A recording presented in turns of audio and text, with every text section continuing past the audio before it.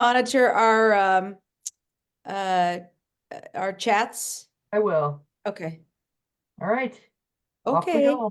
Off we go. So I guess we're live. Yeah, yeah. I know we're a couple minutes late again, but we are figuring out next time. Yeah, We'll get it right. Yeah. we decided that, well, I just stated that if we actually had a real TV show, we'd probably be fired. Because it's quite Like we would have been fired complicated. last week. Yeah, Yeah. it's quite Yeah. complicated because you have to, there's not just just push a button and go live. You got all this like keys and like utilizing the back end of Facebook, yada, yada, yada. Well, But and then you've got the lighting and you said I look dark and then there's a Christmas tree in the background still. But that Christmas tree still makes me happy. So well, and like you said, it looks like the outside of Chicago right now. it's like Chicago right now. Yeah. It's snowy here in Chicago. I was really hoping we were going to get more snow. They said 3 to 6 inches, and I think it's done. No, it is. Yeah. I think Yeah. there's a couple on the ground though. I left my skis, my cross-country skis in my car from the weekend up north. And I was just at the Becoming an Outdoorsman workshop where we broadcasted from last time. And I left my skis in the car because I thought I'm going to go to the Forest Preserve and I'm going to ski. Yeah, no. Not No, enough to do that. Yeah. no, so sad. Ah. Okay, so what are we going to talk about today, Tracy? Think we've got news that you want to share. We want to talk about early bird pricing to start with, because this is the day, February 15th, that early bird pricing ends. Let's talk Yes. about that for you. Okay, so I sent out an email to everybody on the email blast or on our list, reminding you that today is February 15th. It's the last day for our early bird discounts. So what does that mean? What I try to do when we're building out the prices of these tours is I try to give a little bit of a discount to those who sign up early, the early birds, because those of you who've been on tours before know that we are a group travel company, so we need a critical mass, a number of participants in order to confirm a trip to then make it a go. So we can cover all the overhead costs.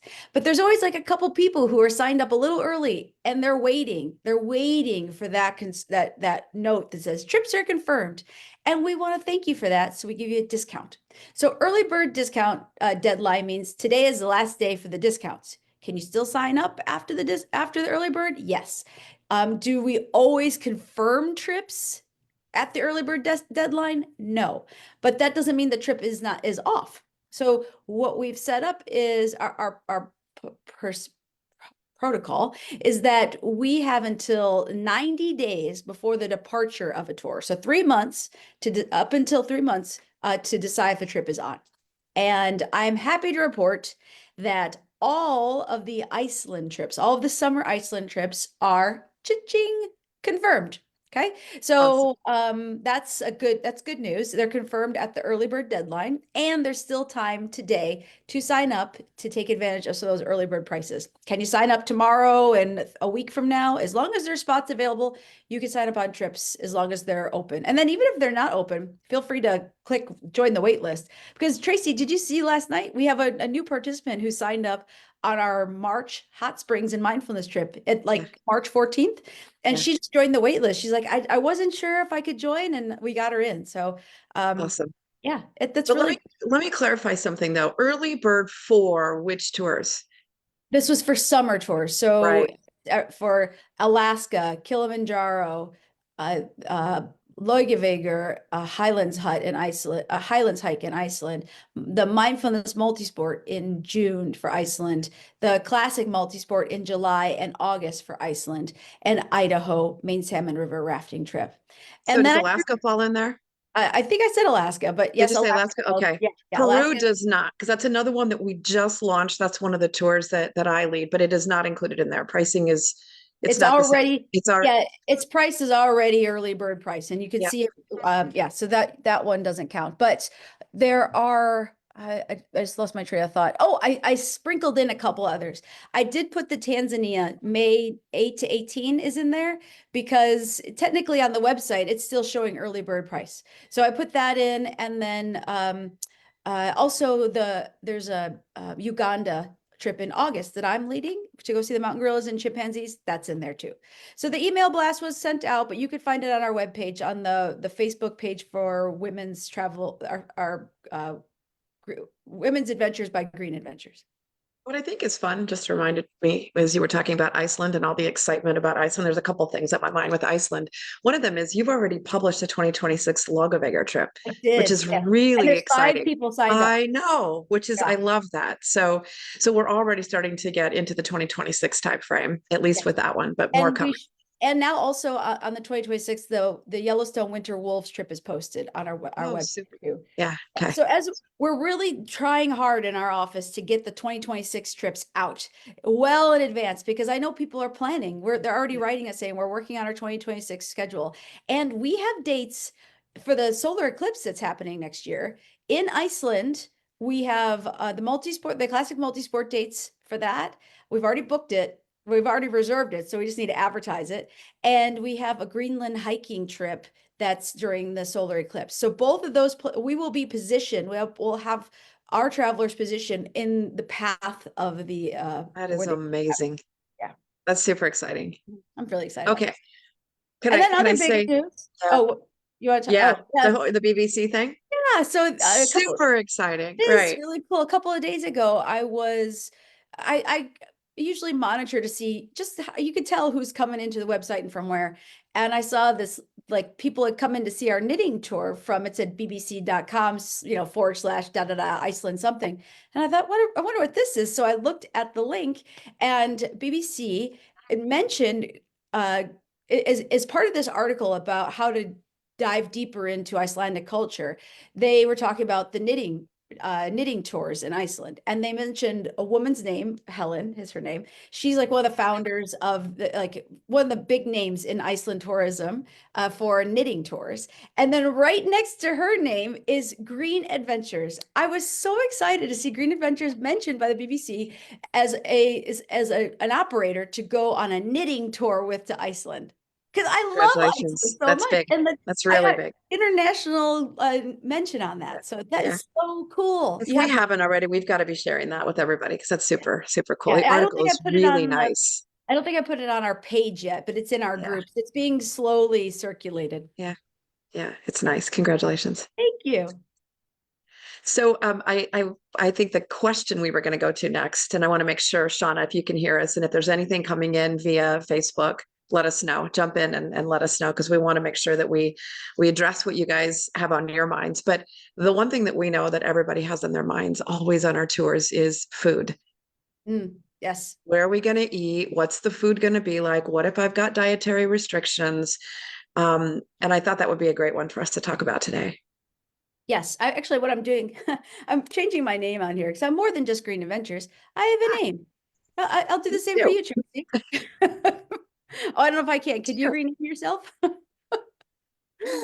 I can. Yeah, so you can rename, but I'll start the topic. I'll start talking about this. One of the common questions we get is, I have this dietary restriction, fill in the blank. Can you accommodate us? And I want to say the overall general answer is, for most dietary restrictions, those being like vegetarian, dairy free, gluten free, I don't eat chicken, but I eat beef, those kind of things, those specific, like those kind of dietary restrictions, most of the time we can accommodate those. And where we run into issues is where people have they're too flexitarian, right? Like, well, sometimes I'm a vegetarian on Mondays, and on Thursdays I eat only chicken. Okay. So when we do dietary restriction, we take everybody's dietary preferences / restrictions into account when we do a tour.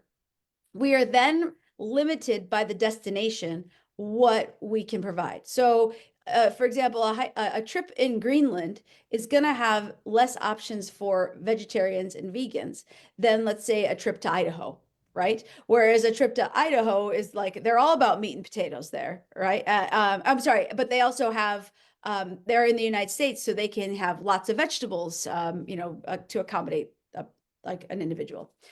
So we can, like, yeah, the short story is we can accommodate the big ones, but it's when people have very, very specific dietary restrictions, or when you say I'm strict anything, I am strict vegan, that means then the next question we might have is, well, do you have any flexibility in this?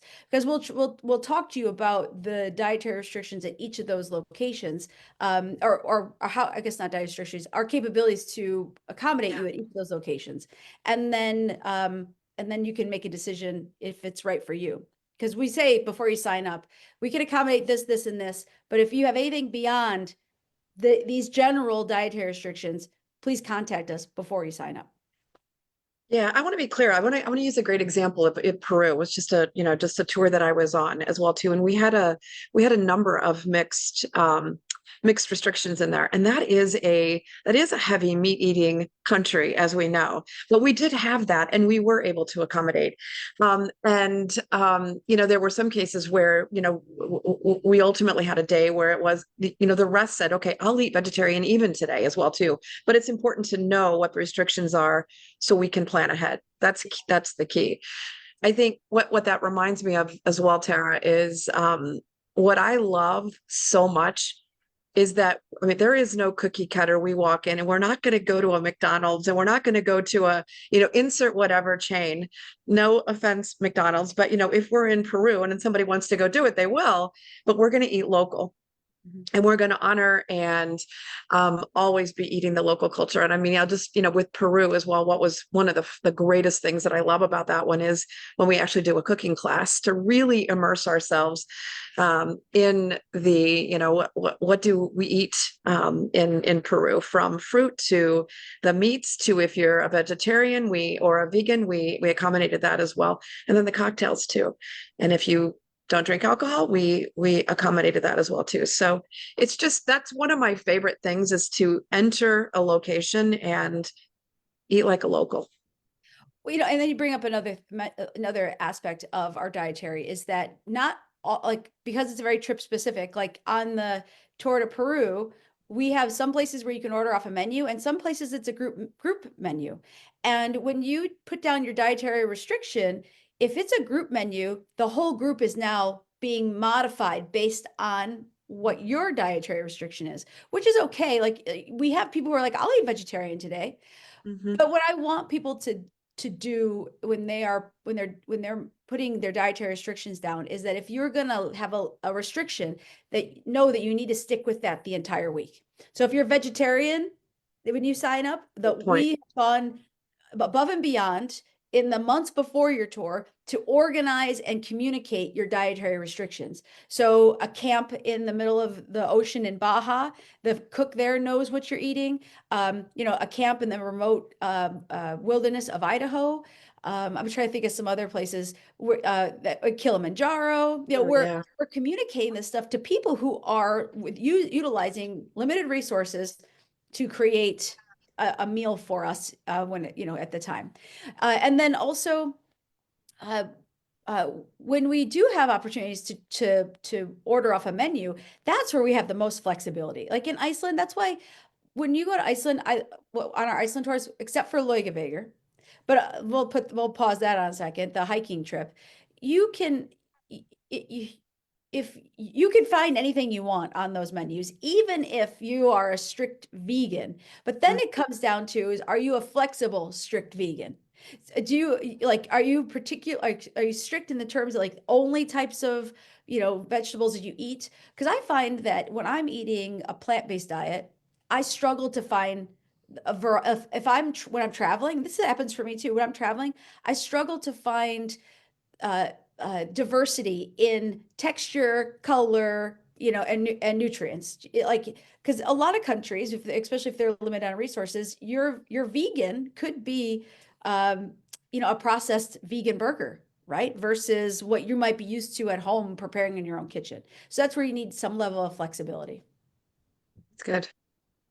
Yeah. Laugavegur. What do you want to say about Laugavegur? Yeah. They do an amazing job at accommodating all the dietary restrictions. Yeah. Amazing. And that's one of those that you find that it's not that the whole group has to become vegetarian, or they do gluten-free for 3 and vegan for 1, and it's quite amazing. But I would say similar. Yeah. I just Go ahead. ask that anybody who signs up that these are adventures, and the nature of an adventure is the unpredictability of things and the need to be flexible and the need to just kind of go with the flow. They're not just adventures, they're group adventures. So that means there's sometimes your decision is not just about you, it's about the group and how together as a group we can make our meal or go down a trail or decide on an an upgrade activity. So with group travel, there's group adventure travel requires flexibility. I think That's good. It's good. I'm back to the experience as well too. So when I think about Lagerwegger is a great example, just cooking together, preparing together. That's one of my second favorite things, I would say. The meals are my favorite. What am I getting at? You and I talk about how much we love food. But the preparing together as part of the experience on Lagerwegger is just, I love it. I love that one. So what about snacks? What about snacks? So what if, right? And we all have snacks, and you and I, it's funny. That's the one conversation I feel like we have enough. What are you bringing today? What's in your bag? How much does your bag weigh? Right. Is also a key point if we're thinking about like we're packing and hiking and whatever. But snacks are important, and you have that on all the packing lists. Yes. Yeah. I do. So And the reason why I have snacks is because you are not going to starve on our tours. There's plenty of food, but I, as a woman, like now I'm 45, 45, and I've noticed how my body has changed over the years. Like I used to just be able to eat anything, a bag of chips, and I'm fine. But now I find that the bag of chips is not going to help. It's not a snack that I want. I need something more nutrient dense, more protein, more protein. Like we can't get enough protein, right? And so now that comes down to knowing what fuels me. I know what I need in order to feel good. And so I bring, I have, just like I have a little first aid kit, I have a little snack kit on every adventure, just so that I don't get hangry, just so that I know that I have some creature comforts that are consistent, that make me just make me have a good day. Like number one, everywhere we go, there's usually really great coffee. But just in case, and even on my personal travels, even to Italy or Europe, anywhere, I carry Starbucks Via. I love just having a few packets of Starbucks Via it's like having, I don't know, a splint in your first aid kit. You fall and break your ankle, and now you got a splint, right? You show up at the hotel and they don't have coffee, or the coffee's out, or the coffee machine's broken. That's okay. I got my Starbucks Via. And I know that my day is going to start off on the right foot. So I have Starbucks Vias. I always have fatties, and I love to just say a fatty because it just makes me laugh, but it's like a beef jerky that the brand is Fatty, Fatty. And those things, like I think I've associated some of our own adventures together, Tracey, with fatties. Like exactly. they bring me in from a place that's down here to a place that's up here. Like they just give me the nutrients I need. And I feel like I could keep going. And then also I will always carry some sort of nuts. And usually they're pistachios are my favorite nuts to carry with me. And then, and if it's a hiking tour, so if I'm doing something like hiking Ausangati in Peru or Kilimanjaro or Lagerwegger, where I feel like, or even Alaska, where I feel like I need to plan my sugar so that I can fuel myself to push myself up hills, up mountains, then I take Gatorade blocks, BLOK. I love those blocks. I'm someone who likes to run and work out, and I know when my body starts to tank, and usually it's when I start to get. I always tell people like you'll know that you need more nutrients when your mind starts going downhill. Like my mind's like, you're walking uphill, but your mind's going downhill, right? You start to have negative thoughts. You're like, I can't do this. You're angry and irritated, and everything is bothering you. It's probably just because you're hungry. You just need some sugar. I was going to say, what that reminds me of is on a corner in the middle of Michigan when it was like 100 degrees, and you and I are riding a bike, and I don't know how many miles we had in that day, 50 plus or whatever it was, and I'm like, I can't go anymore. I was angry. I needed electrolytes. So that was one more thing that I wanted to add to it. So that's another thing. And I know you do too, is I always have some type of an electrolyte with me, whether I've used Noon, I use the Hammer Nutrition tablets as well. And I also do like IV me. So it depends on your levels of sugars and what you need, but that's always important. The fatties, sometimes they're hard to find. I love those. Actually, it's a meat stick. Yeah. But I'll tell you what I notice is that the grocery stores around here and probably everywhere are carrying something that look like a fatty, only it's not a fatty, but it's called chomps. I think it's chomps. And I'm sure you guys have seen those, right? And they have the different flavors and you can get them in turkey or beef or whatever. I saw it on Amazon Chomps. because I was trying Yeah, to, like, this is you and I are notorious at this. I think I've packed 2 weeks in advance, and then somehow 3 nights before I go, I need to order all my snacks, and I'm on Amazon, trying to get overnight delivery. But exactly. finding fatties on Amazon is very difficult. I go to It REI. is tough. REI is where I find those as well too. But again, it's a great stand-in. They're not exactly the same chomps at any grocery store. The other thing that I think about, Tara, so I always have the coffee as well. I always have the chomps, and you said it, but I think it's also not a matter of, I want to be really clear. There is so much food on these tours, and so much food. So it is not about being hungry. I think it is also about you said creature comforts. It's like, what do you need it, from Familiarity. home? Your Familiarity. familiarity. Yeah. Yeah. And I think what that reminds me of is there's always chocolate is a big thing for so many people. And I remember, some of the first times carrying chocolate, even, in a race or a run or on a tour or whatever, that's not usually a great thing. You pack it, it melts, whatever it is. But what I find to be true is we always make a run before we go, whatever, the night before we walk out, in Iceland, for the day's tour, we go to the grocery store, we grab a chocolate bar. Yeah. Right. So, there's also a lot of that we can pick up chocolate together, or share. People don't need to bring 5 pounds of snacks. Sometimes Correct. when they read snacks, and I've noticed this on a few tours, that it's like it's an excessive amount of snacks. They're pretty soon they're sharing it with all the bus. They're like, we got 5 pounds of snacks here. I didn't realize there's grocery stores in Iceland. Like you don't need to take just a few snacks to just like sometimes if I'm away for 8 days, I might bring depends on what I'm doing, but I might bring three like three things, like 2 fatties and a granola bar or something. Just you just never know when you'll use it. But I want to point out a misadventure that you I've did. got one too. That was part of it. I was part Which of it. one? Well, It's the creamers. whoa. Remember, so you were there, United. You go ahead and tell your story. I love a little bit of cream in my coffee. And I've got coffee sitting here right now, half and half, whatever it is. And I was on a United flight and I love it. They've got these little tiny, like they're flat, they're little tiny packets of creamer. Liquid creamer. It's Liquid. liquid. It's liquid. I don't love the powder. Powder is a great, that's the key is I like the liquid. And I saw those and I'm like, where can I get those? So I can actually, because they're flat, they just go in a baggie. They're easy to carry. You have to be careful so they don't probably explode, right? But I was very careful, but it's very difficult to find just a small amount of those. I don't know how many I ordered, but I found them on Amazon. I'm like, that's exactly the same creamer I got on the United Airline flight. I don't know. I had a box of like 1,000. I know, but then I think then we went on, we did the RAGBRAI bike ride, which has a weight limit. Like there's only so much you could, like your bag is supposed to weigh a certain amount, so we put it on the trailer. And I think 1 pound in each of our bags was creamers. Like creamer. Like it wasn't we just didn't plan It's that like, well, out. we can do without that. We really didn't need that creamer, but I also did sometimes have it's a one. trial and error thing. Yeah. Well, but so that was a creature comfort. And I think I just had a mishap as well myself, Tara, in Peru.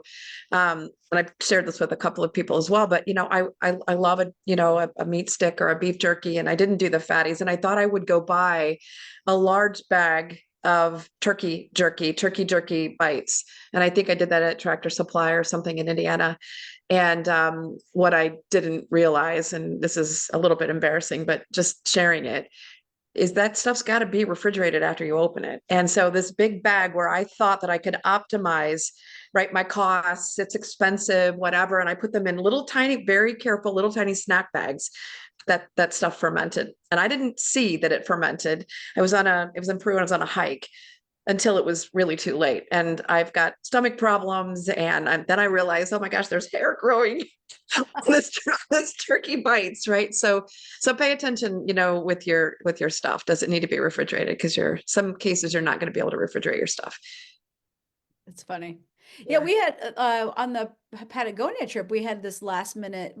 This was the first time we'd taken a group, but there were people who were not our group, but they found a report that people were traveling through customs in Santiago, and their like beef jerky was being confiscated and other camp like snack supplies. So it's important to look at the State Department website and see if there's any restrictions, because then you do get into it and it says that you can only bring like canned meat in and there packaged goods. Like I end up bringing those honey zingers because Yeah. on there it says I no like honey those. product.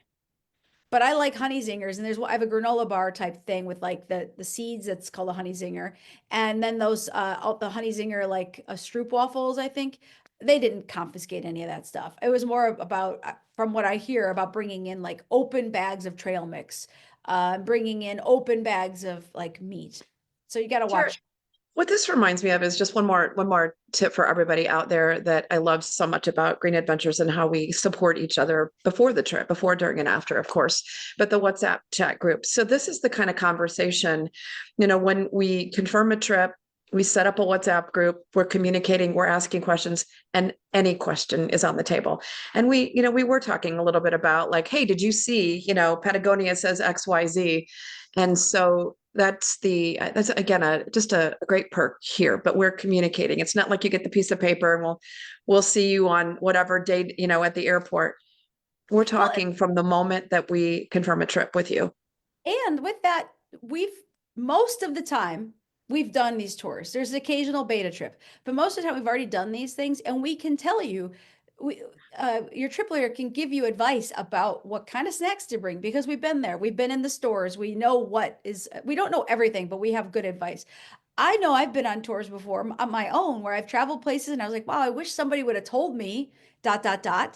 And I want to make sure through our company that we are giving you as much information as possible so that you're never in that position going, gosh, I wish somebody would have told me. I'd rather you say, oh, wow, I could have used this, but I didn't need it. Thanks for telling me though, like rain jackets or whatever. Like there's sometimes you bring it and you don't need it just because circumstances, but I would rather have it and not need it than not have it and need it. Yeah, agree. Yeah, awesome. Well, this was a fun morning chat as per usual. And hopefully, hopefully those who are watching it found this information beneficial. And we're doing this every Saturday at 9:30. And yeah, please. Central time. Oh yeah, 9:30 Yeah. Central Time. So that's 10 o'clock Eastern and 7 o'clock AM Pacific. Oh, 10:30 Eastern, 7:30 Pacific. And we'll see you next Saturday. Awesome. And feel free Have to a let great us know what you weekend. want to know about. Thank you.